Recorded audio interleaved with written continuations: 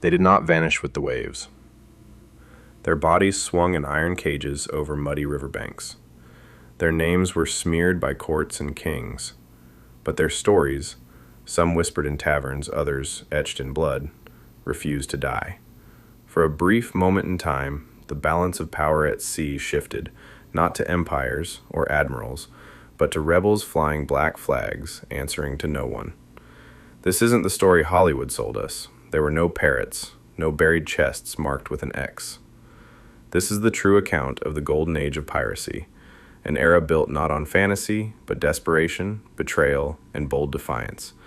And at the center of it all was a man named William Kidd. In the summer of 1701, the Thames River bore a gruesome passenger. Dangling from chains above the waterline, tar clinging to his corpse like black lacquer, was the body of Captain William Kidd.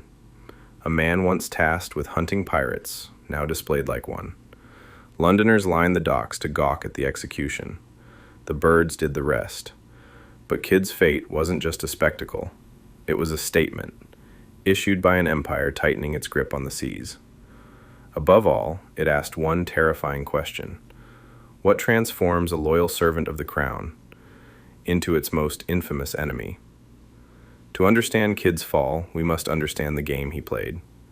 The late 1600s was a time of booming maritime empires. Britain, Spain, the Dutch, they built their dominance on the backs of enslaved people, sugar plantations, silver mines, and spice routes. Ships were arteries of wealth and targets. In this volatile seascape, one figure thrived, the privateer. Licensed by governments through a letter of marque, privateers were legalized pirates, paid to raid enemy ships during wartime. And William Kidd was one of the most promising. He was no ragged outlaw. He was a respected captain, backed by powerful investors. Even King William III had skin in his game. But the line between privateer and pirate was as thin as a knife's edge, and often drawn in disappearing ink.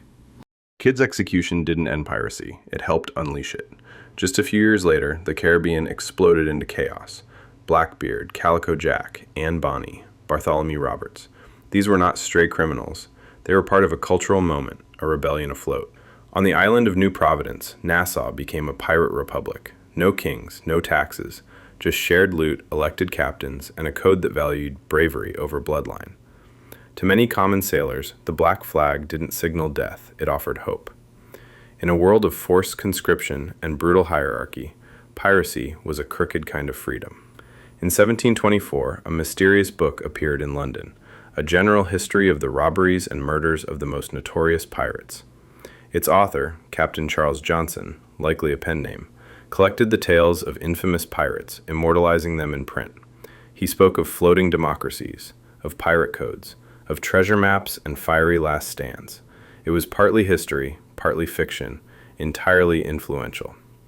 That single book turned Blackbeard into myth and piracy into legend. From then on, the pirate wasn't just a criminal, he was a symbol. So what was Captain Kidd, really? A villain, a victim, a man in over his head? Perhaps all three. But his story is not about one man. It's about a moment in history when greed, politics, and rebellion collided on the high seas. He died in chains, forgotten by the powers he served, but his fall helped ignite a movement that would haunt empires for decades and captivate imaginations for centuries. Because when the tide turns, when law becomes tyranny and loyalty becomes a trap, there will always be those who raise the black flag and vanish into legend. In 1696, Kidd set sail aboard the Adventure Galley, bound for the Indian Ocean. His mission? Capture pirates, protect commerce, and return rich. But from the start, the voyage was cursed. Before he even reached the open sea, Royal Navy press gangs stole half his crew. Onboard discipline cracked. Disease, thirst, and hunger set in.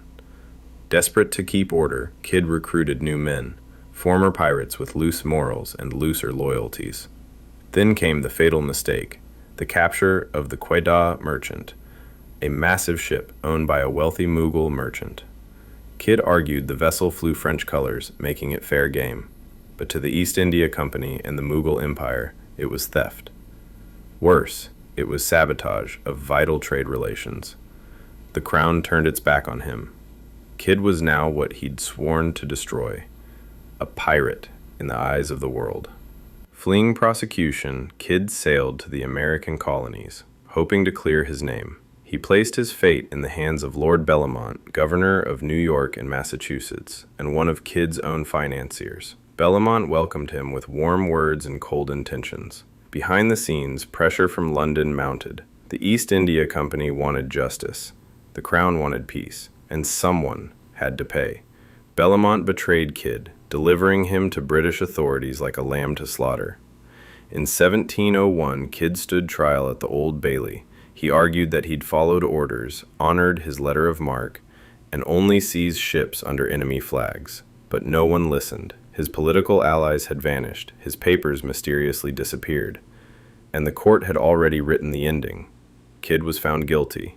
He was hanged not once, but twice. The first rope snapped, the second held.